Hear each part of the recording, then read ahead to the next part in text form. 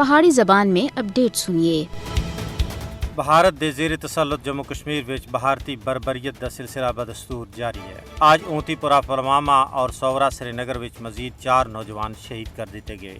اس طرح 3 تہاڑیاں وچ 10 کشمیری نوجوان جام شہادت نوش کر چکے ہیں۔ دوے پاسے بھارتی متعصب ہندو کورٹ کی طرفوں کشمیری حریت رہنما محمد یاسین ملک کے خلاف غیر منصفانہ فیصلے سن نہ صرف کشمیری حریت پسند عوام دے دلاں کو ڈونگا صدمہ پہنچایا ہے، بلکہ آزاد کشمیر اور پاکستان دے عوام کو بھی سخت دکھ اور غم غصے وچ مبتلا کر دیتا ہے۔ یہی وجہ ہے کہ نہ صرف آزاد کشمیر بلکہ پاکستان وچ بھی بڑے بڑے احتجاجی مظاہرے کیتے گئے، جنہاں وچ بھارت دے اس غیر منصفانہ فیصلے دے خلاف اور یاسین ملک دے حق وچ فلک شگاف نعرے لائے گئے۔ پاکستان اور کشمیریاں سن یاسین ملک کو مضحکہ خیز الزامات کے تحت سنائی جان والی بری سزا کو مسترد کر دیتا ہے۔ پاکستانی پارلیمنٹ وچ اس ظالمانہ فیصلے کے خلاف اکثریت رائے نال قرارداد مذمت پاس کی گئی ہے۔ پاکستان سن آخ ہے کہ یاسین ملک دی سزا انسانی حقوق دی سنگین خلاف ورزی ہے۔ پاکستان اپنے کشمیری پراواں دے نال ہمیشہ کھڑا رہا ہے اور ہمیشہ رہ سی۔ پاکستان دنیا دی ہر فورم اتے کشمیریاں دی آواز چیندا رہ سی۔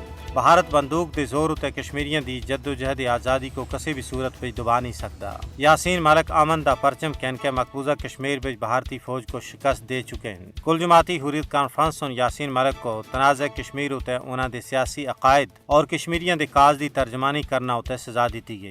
یاسین ملک دے خلاف بھارتی ہندو عدالت دا یک طرفہ فیصلہ انصاف دا قتل ہے۔ صرف عدالت ہی نہیں بلکہ بھارتی حکومت دا ہر ادارہ ہندوتوا دے نظریے اتے عمل پیرا ہے۔ بھارت دی متعصب عدالت دی طرفوں یاسین ملک دی غیر منصفانہ قید دے خلاف ہر با ضمیر شخص کو آواز چینی چاہیے ہے۔